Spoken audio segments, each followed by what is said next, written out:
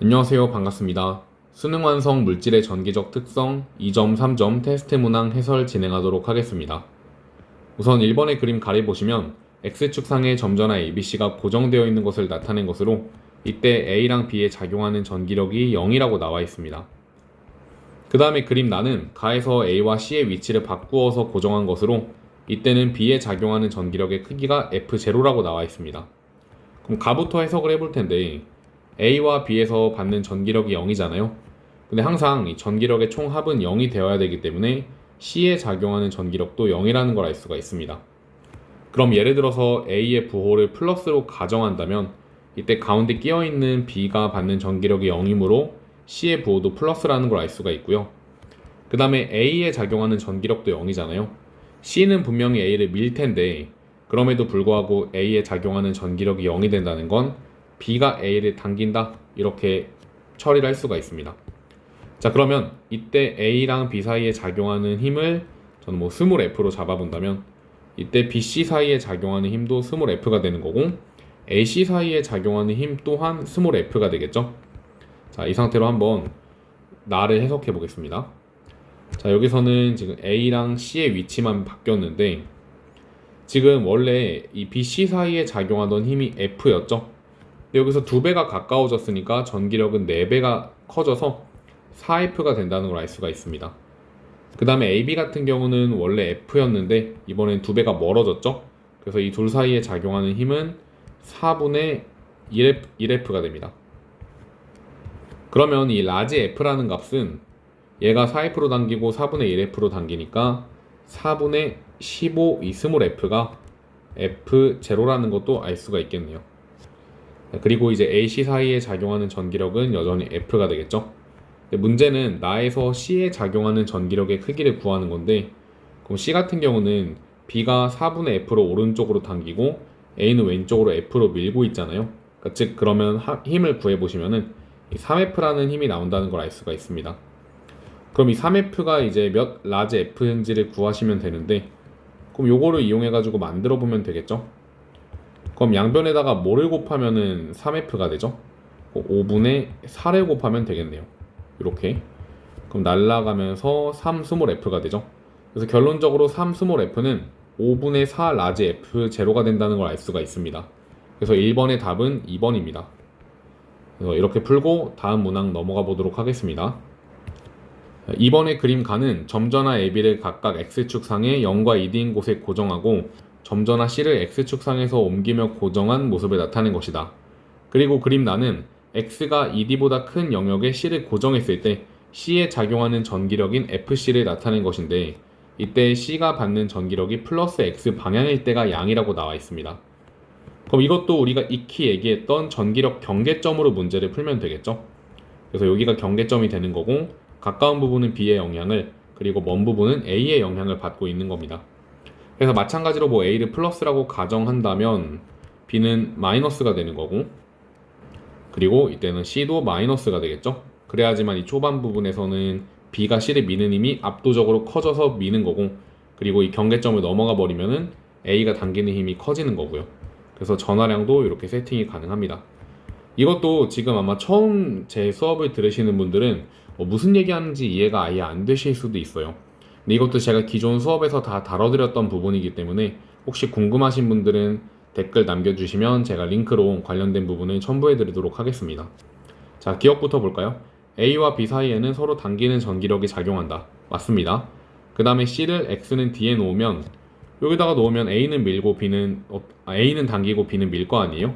그럼 마이너스 X 방향으로 힘을 받겠죠? 그 다음 디귿 C를 X보다 작은 쪽, 즉 여기다가 놨을 때는 그럼 그때는 거리도 A랑 가깝고 전화량도 A가 세기 때문에 B의 영향은 거의 무시할 수 있는 수준이 되겠죠.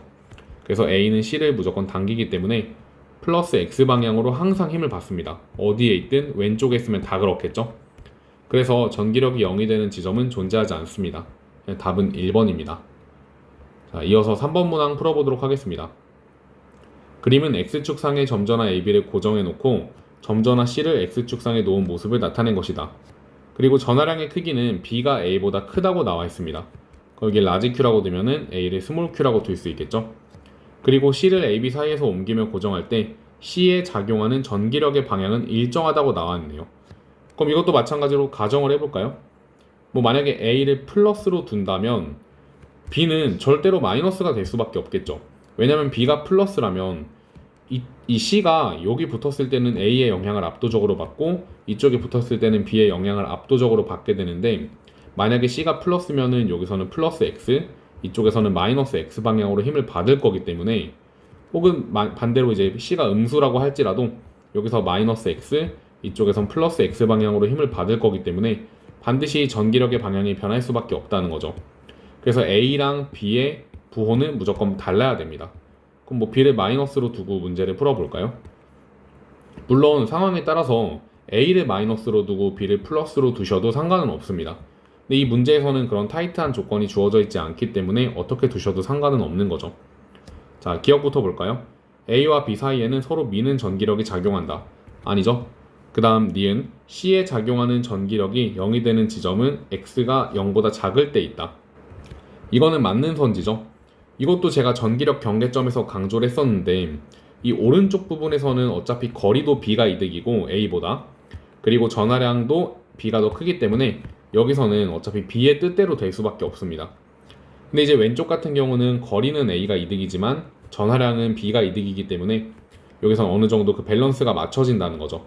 그래서 그 경계점을 기준으로 가까운 쪽은 A가, 그리고 먼 쪽은 B의 영향을 크게 받을 수밖에 없다는 겁니다. 자, 마지막으로 디귿은 C가 0부터 D 사이에 있을 때, 그리고 D보다 큰 곳에 있을 때 C에 작용하는 전기력의 방향이 같은지를 물어보고 있습니다. 그럼 뭐 C를 플러스라고 가정한다면 이 사이에서는 A는 밀고 B는 당기니까 무조건 플러스 X 방향으로 힘을 받겠죠. 근데 이 바깥쪽에 있을 때는 어떻죠?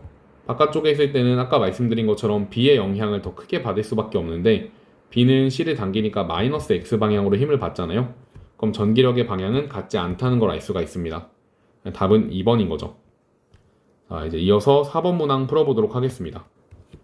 그림 가는 보어의 수소 원자 모형에서 양자수 n에 따른 에너지 준위의 일부와 전자의 전위를 나타낸 것이고, 나는 가에서 방출되는 빛의 스펙트럼을 파장에 따라 나타냈다고 나와 있습니다. 그럼 여기서 지금 방출되는 건 ACD니까 얘가 이제 ACD의 대응이 되겠죠. 그리고 파장이 짧을수록 에너지가 크기 때문에 에너지가 가장 큰 C가 람다1, 그 다음에 A가 람다2, 그리고 D가 람다3가 됩니다. 자, 기억부터 풀어볼까요? A에서 방출하는 광자 한 개의 에너지는, 그러면은 여기서 이거 빼면 되는 거니까 기억은 맞습니다. 그 다음 니은 B에서 흡수하는 빛의 파장은 람다2보다 길다. 람다2는 A에 해당하는 파장인데, 그럼 B 같은 경우는 에너지가 A보다 더 크죠? 그러면 이때 파장은 람다2보다 짧다고 해야 됩니다. 그래서 니은은 틀린 거고, 그 다음 디귿 D에서 방출하는 빛의 파장은 람다3이다. 이거는 맞네요. 답은 5번입니다. 자, 이어서 다음 문항 풀어보도록 하겠습니다. 5번에는 표에 보어의 수소 원자 모형에서 양자수 n에 따른 전자의 에너지 준위의 일부를 나타냈다고 나와 있고, 그리고 전자가 4에서 2로 전이할 때 방출되는 빛의 진동수가 F0라고 나와 있습니다. 이거는 뭐 그림을 살짝 그려서 도움을 받아볼까요? 자, 그럼 N1 이때 에너지가 마이너스 16E, 그리고 N2일 때는 마이너스 4E, 그 다음에 N3일 때는 모르겠고 N4일 때가 나와 있죠. 그때가 마이너스 2라고 나와 있습니다. 그 4에서 2로 전이할 때, 즉 요만큼에 해당하는 진동수가 F0라고 나와 있는 거고요. 자, 문제 한번 풀어볼까요?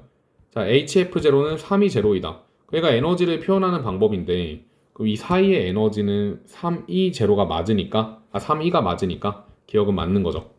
그 다음에 니은 진동수가 F0인 빛은 가시광선이다. 그러니까 즉 지금 4에서 2로 떨어질 때 방출하는 빛이라는 거잖아요. 그럼 이거는 무슨 계열이에요? 그러니까 발머 계열이죠. 그래서 4에서 2로 떨어질 때는 가시광선을 방출하기 때문에 니은은 맞습니다. 그 다음 디귿 3에서 1로 전이할 때 방출하는 빛의 진동수는 OF0보다 크다. 그럼 3에서 1로 방출하는 거는 이만큼이 되는 거예요. 그럼 이건 좀 계산을 해보셔야 되는데, 우선 지금 우리는 이 3일 때 에너지를 모르고 있죠. 근데 이 수소의 원자에서, 수소 원자 모형에서 우리는 이 에너지 준위를 계산하는 공식을 알고 있습니다. 그래서 이렇게 외우셨죠?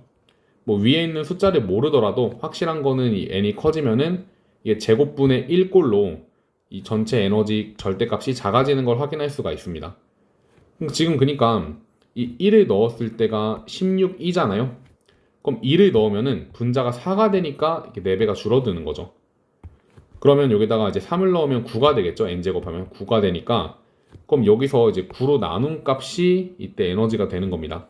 즉 마이너스 9분의 16E가 되는 거죠. 근데 지금 이 3E에 해당하는 에너지가 HF0였잖아요. 근데 이 문제에서 궁금한 거는 이 3과 1 사이의 에너지이기 때문에 이 두 개를 빼주시면 되는 겁니다. 근데 뭐 이거를 뭐 분수로 직접적으로 계산해서 정량적인 값을 구할 때는 그렇게 해야 되지만 한번 좀 비슷한 값으로 좀 추론을 해볼까요? 얘는 지금 그러니까 절대값이 1보다는 크고 2보다는 작은 거죠. 한 1.5 정도 된다고 이야기를 해보자면 뭐 여기서 이제 1.5에서 얘를 두 개를 빼서 절대값을 씌워보시면은 한 얼마가 되겠어요? 14.5 정도가 되겠죠? 14.5. 그러면 이때는 5배가 안 되기 때문에 요 값도 5배가 안 돼서 진동수는 OF0보다 작다는 걸 알 수가 있습니다. 그래서 디귿은 틀린 거죠. 아니면 직접적으로 이거를 뭐 통분해서 계산해 보셔도 아무튼 간에 OF0보다는 작은 걸 알 수가 있습니다. 자, 그래서 답은 기억 니은 4번이 되는 거죠. 근데 만약에 숫자가 좀 굉장히 애매하게 걸려가지고 확실하게 계산을 해보셔야 될 것 같으면은 정량적으로 계산을 하는 게 맞겠죠. 직접 이걸 빼가지고. 근데 아무튼 간에 이게 OF0가 되기 위해서는 여기가 15E가 나와야 되는데 적어도 지금 요 간격인 15E보다는 작을 거 아니에요. 그러니까 사실 좀 엄밀하게 따지면 이걸 계산할 필요도 없긴 합니다. 왜냐면 이 간격 전체가 15E니까 그거보다는 무조건 작을 거거든요. 그래서 어떤 방법을 통해서든 답을 4번이라고 구할 수가 있는 거고요. 이어서 6번 문항 풀어보도록 하겠습니다. 문제가 기니까 먼저 읽어보시고 그 다음 이어서 들어주시면 좋을 것 같습니다. 자, 문제 보시면 이제 X랑 Y는 라이먼하고 발머 계열 중 하나라고 나와 있는데 파장이 짧은 이쪽이 자외선이니까 얘가 라이먼이 되겠죠. 그리고 이 Y가 약 0.4에서 0.7 정도 그리고 마이크로미터이기 때문에 얘가 발머가 되고 여기가 가시광선 영역에 속한다고 볼 수 있습니다. 그리고 기억 니은 디귿에 해당하는 광자 한 개 에너지가 E1, E2, E3니까 이렇게 적어놓고 문제를 풀어보도록 하겠습니다. 자, 기억부터 봐볼까요? E1은 E2 플러스 E3인지를 물어보고 있는데 지금 E1 같은 경우는 자외선에서도 에너지가 굉장히 큰 녀석인 거고 그리고 E2는 자외선에서 에너지가 굉장히 작은 녀석이겠죠?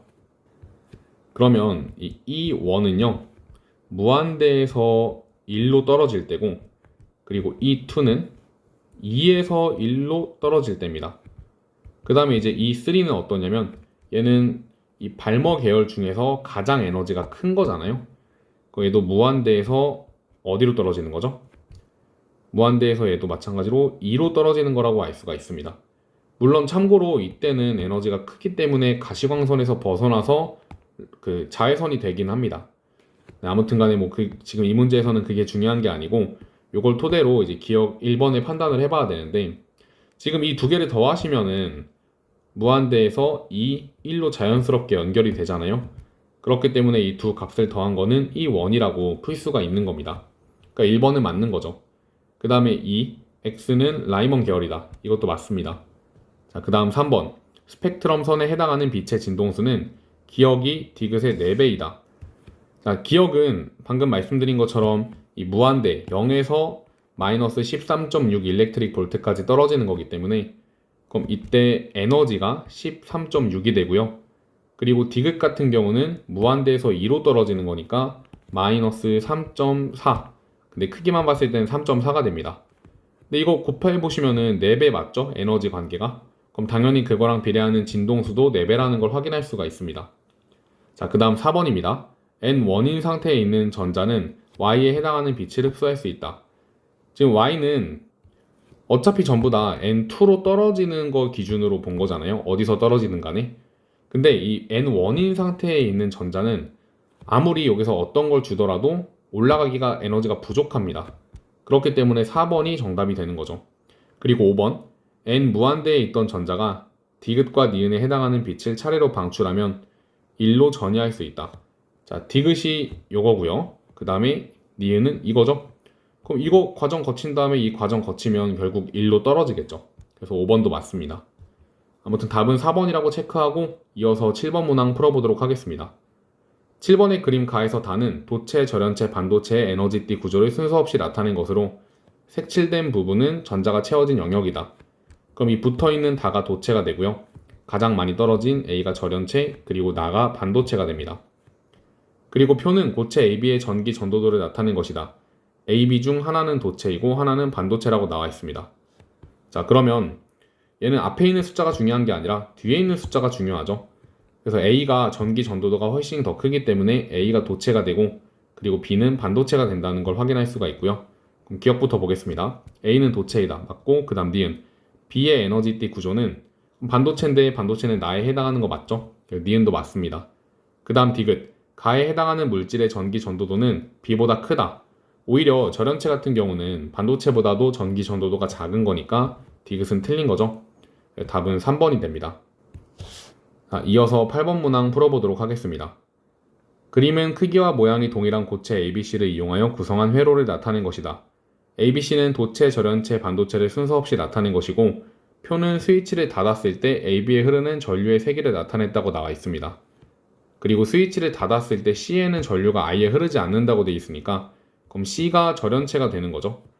그리고 전류의 세기가 더 센 A가 도체가 되는 거고 B가 반도체가 된다는 거 바로 체크 가능합니다. 그럼 기억은 맞고요. 그 다음에 니은 띠 간격은 B가 C보다 크다. 아니죠. 띠 간격은 절연체가 가장 크기 때문에 니은은 틀린 거고 그 다음 디귿 상온에서 전기 전도도는 도체가 당연히 절연체보다 크겠죠. 그래서 디귿은 맞습니다. 답은 4번이겠네요. 자, 이렇게 해서 2점짜리 문항은 모두 풀었으니까 이어서 3점짜리 문항 이어서 풀어보도록 하겠습니다. 1번의 그림을 보시면 점전화 A, B, X, C가 X축상에 고정되어 있는 모습을 나타낸 것으로 이때 X에 작용하는 전기력이 0이라고 나와 있습니다. 그 다음에 문제에서 A, B, C 중에 B만 제거했을 때와 C만 제거했을 때 X에 작용하는 전기력의 크기랑 방향이 모두 같다고 나와 있죠. 그럼 이 문제 같은 경우도 부호에 대해서 타이트하게 알려준 조건이 없기 때문에 한번 X를 플러스라고 가정하고 문제를 풀어보도록 하겠습니다. 그럼 예를 들어서 B도 플러스였다고 해볼까요? 그러면 B는 얘를 이쪽 방향으로 F로 밀고 있었다고 한번 가정을 해봅시다. 그럼 만약에 어느 날 이제 B가 사라지게 된다면 그럼 이 F로 미는 힘이 사라지는 거니까 그럼 지금 X는 A, B, C에 의해서 받는 전기력이 0이었던 거잖아요. 그럼 얘가 사라지게 되면은 왼쪽으로 F라는 힘을 받게 되겠죠. 왜냐면 지금 B가 주는 힘을 오른쪽으로 F로 설정했는데 0이 된다는 거는 A와 C가 주는 힘이 반대쪽으로 F였던 거잖아요. 그럼 B가 사라지면서 얘가 사라지게 되면은 당연히 왼쪽으로 F라는 힘을 받게 된다는 거죠. 자, 그러면 C가 사라졌을 때도 같은 이제 크기랑 같은 방향으로 힘을 받는다고 했는데 그럼 C를 사라졌을 때도 왼쪽으로 F만큼을 받는 거죠. 그럼 C는 얘도 마찬가지로 이 X한테 같은 방향, 즉 오른쪽 방향으로 F로 힘을 줬다는 걸 알 수가 있습니다. 그러니까 C는 마이너스였던 거죠. 왜냐면 지금 이 C가 X한테 이 F라는 힘을 주고 있었기 때문에 그럼 C가 사라지게 되면 이 힘이 사라지겠죠. 그래서 결론적으로 또 반대쪽으로 F라는 힘을 받는다는 걸 알 수가 있다는 겁니다. 그러면은 지금 한번 표현을 해보면 B가 X한테 주는 힘은 이쪽 방향으로 F가 되고 그리고 C가 X한테 주는 힘도 같은 방향으로 F가 되는 겁니다. 근데 이제 정지해 있다는 거는 힘을 받지 않는다는 건 A가 음전하여서 X를 얼마로 당긴다는 거예요? 2F로 당긴다는 거죠. 그래서 이 상태로 문제 한번 풀어보겠습니다. 기억, X에 작용하는 전기력의 크기는 A가 B의 2배이다. 자, A가 B의 2배인지를 체크해 보셔야 되는데 지금 A 같은 경우는 거리적으로 B보다 2배가 더 멀리 떨어져 있기 때문에 전기력은 4배만큼의 손해를 보고 있습니다. 근데 오히려 B가 주는 힘보다 A가 주는 힘이 2배가 더 세죠? 4배를 손해보고 있는데 2배가 더 강하다는 거는 어떻다는 거예요? 전하량은 뭐 8배가 크다는 거고 근데 지금 이 문제에서는 전기력만 물어보고 있기 때문에 바로 2배라는 걸 찾을 수가 있겠네요. 그래서 기억은 맞습니다. 그 다음 니은 A와 C 사이에는 서로 당기는 전기력이 작용한다. A는 마이너스고 C도 마이너스니까 서로 미는 전기력이 작용하겠죠. 만약에 여러분들이 뭐 x를 마이너스로 설정한다면 뭐 이런 거는 플러스로 나오겠죠. 그래서 이런 거는 뭐로 설정하셔도 상관이 없습니다. 그 다음 디귿. AC가 B에 작용하는 전기력의 방향은 플러스 X 방향이다. 자, AC만 보는 건데 A가 이거고 그리고 C는 요거죠. 그러면 플러스 X가 아니라 마이너스 X라는 거를 판단할 수 있어서 답은 1번이 됩니다. 자, 이어서 2번 문항 풀어보도록 하겠습니다. 자, 2번의 그림가는 보어의 수소 원자 모형에서 양자수 n에 따른 에너지 준위의 일부와 전자회전의 ABC를 나타낸 것이다. 그리고 그림란은 수소 원자에서 방출되는 빛 스펙트럼 계열을 파장에 따라 나타낸 것으로 XY는 라이먼 계열, 발머 계열 중 하나이고 각 계열에서 파장이 가장 긴 빛의 파장이 람다1과 람다2라고 나와 있습니다. 그럼 파장이 가장 길다는 거는 에너지가 가장 작다는 거니까 얘가 지금 일단은 라이먼이고 여기가 발머가 되겠죠. 그래서 이 람다1 같은 경우는 n이 2에서 1으로 떨어진 거고 그리고 얘는 n이 어디서? 3에서 2로 떨어졌다는 걸 알 수가 있습니다. 자, 기억부터 풀어보죠. Y는 발머 계열이다. 맞습니다. 그 다음 니은 C에서 방출하는 빛의 파장은 자, C는 2에서 1로 떨어지는 거니까 이 람다 1에 해당하는 거겠죠? 니은은 맞고요. 그 다음 디귿 A에서 흡수하는 빛의 파장은 람다 1 플러스 람다 2이다. 그러니까 지금 여기에 해당하는 게 람다 1이고 얘가 람다 2잖아요. 그럼 이때 A에서 흡수하는 파장은요. 그걸 람다라고 둔다면 얘는 그냥 덧셈으로 성립하는 게 아니라 역수에 대해서 성립했었죠. 그래서 이렇게 등식을 쓸 수가 있고요. 그럼 내가 구하는 이 람다 값은 계산해 보시면 통분하면은 이 값이 되잖아요. 그게 바로 람다의 역수인 거고 우리가 구하고자 하는 람다는 람다1 플러스 람다2 분의 람다1 람다2가 되는 거죠. 그래서 디귿은 틀렸습니다. 답은 3번이죠. 자, 이어서 3번 문항 풀어보도록 하겠습니다. 이것도 비슷하죠. 얘도 문제가 기니까 한번 읽어보시고요. 좀 특징적인 조건만 같이 보면 4인 궤도에 있는 전자가 2로 떨어지거나 3으로 떨어질 때, 그러니까 지금 이 그림처럼 떨어질 때 이때 방출하는 빛의 파장이 람다1 또는 람다2라고 나와 있습니다. 그리고 이 N2인 궤도에 있는 전자는 람다1을 흡수하지 못하지만 람다2는 흡수할 수 있다고 나와 있죠. 그럼 어차피 올라갈 때도 내려갈 때랑 에너지가 같기 때문에 여기에 해당하는 게 뭐가 되는 거냐면 람다2가 되는 거고 그리고 얘에 해당하는 게 람다1이 된다고 바로 찾아낼 수가 있습니다. 자, 이제 문제 한번 풀어볼까요?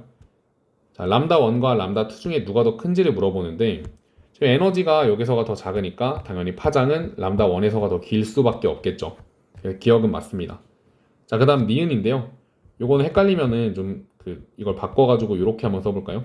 얘가 람다 1분의 HC인지를 물어보고 있는 거죠. 근데 이 람다 1에 해당하는 에너지가 4부터 3까지잖아요. 그래서 여기가 2가 아니라 3이 와야지 정답이기 때문에 얘 때문에 니은은 틀린 겁니다. 그 다음 디귿 N3인 궤도에 있는 전자가 전이할 때 진동수가 이거인 빛을 방출할 수 있네요. 자, 그럼 3에서 2로 떨어질 때 그러니까 이런 빛을 방출할 수 있는지를 물어보는 건데 우선은 이 람다 2분의 C는요 여기에 해당하는 진동수고요. 그리고 람다 1의 C는 이만큼에 해당하는 진동수입니다. 그럼 이 두 개를 빼주면은 여기에 해당하는 진동수가 나오겠죠. 그래서 디귿은 맞다고 판단할 수 있고 답은 기억과 디귿 5번이 됩니다. 자, 마지막으로 4번 문항 풀어보도록 하겠습니다. 4번은 고체의 전기 전도도를 알아보는 실험이라고 나와 있고 실험 과정을 읽어보도록 하겠습니다. 자, 가부터 보면 크기와 모양이 같은 고체 AB와 반도체 소자 C를 준비한다. 그리고 AB는 도체와 절연체 중 하나라고 나와 있습니다. 그 다음에 나 보시면은 이렇게 회로를 연결한 다음에 다 읽어볼까요? 나의 회로에 AB를 번갈아 연결하고 스위치를 닫아 PQ가 켜지는지 관찰한다. 그 다음 라에서는 나 전지의 극을 바꾸어 연결하고 다를 반복한다고 나와 있습니다. 그럼 일단 다부터 해석을 해보면 A를 사용할 때는 둘 다 켜지죠. 그렇다는 거는 A가 뭐가 되는 거죠? A는 도체가 된다는 겁니다. 만약에 A가 절연체였으면 애초에 켜지지 않았겠죠? 그래서 이 켜지지 않는 B가 절연체가 된다는 걸 알 수가 있고 켜지는 게 도체가 되는 거죠. 그럼 당연하게도 이 기억은 켜지지 않음이니까 얘는 틀린 거고요. 그래서 X라고 한번 써놓겠습니다. 그럼 이것도 사실 볼 것도 없이 그냥 무조건 얘도 켜지지 않겠죠. 자, 그 다음엔 이제 라를 좀 잘 보셔야 되는데 자, 라에서는 이 전지의 극을 바꿨다고 나와 있죠. 그럼 위쪽이 플러스가 되고 아래가 마이너스가 되는 건데, 그럼 이때 만약에 A랑 연결했다면 A는 도체니까 전류가 흐를 테고, 당연히 P는 그럼 켜질 수밖에 없겠죠. 근데 문제는 뭐냐면 이 Q에서 켜지지 않았다는 거예요. 그럼 이 C가 어떤 역할을 하는 거냐면, 원래 전류가 이제 이 방향으로 갈 때는 흘렀지만 반대로 위에서 올 때는 흐르지 않는 거죠. 그럼 이 전기소자는 정류 작용을 하는, 즉 한쪽 방향으로만 전류를 흐르게 해주는 마치 pn 접합 다이오드와 같은 역할을 한다는 겁니다. 그래서 C는 한 방향으로만 전류가 흐르는 반도체 소자이다. 얘는 맞는 설명이 되는 거죠. 그리고 전기 전도도는 A가 B보다 크다. 이것도 맞는 설명이 되는 겁니다. 도체니까 A가. 답은 4번입니다. 자, 이렇게 해서 물질의 전기적 특성 2점 문항과 3점 문항을 모두 풀어봤고요. 다음 강의에서는 반도체와 다이오드로 찾아뵙도록 하겠습니다. 감사합니다.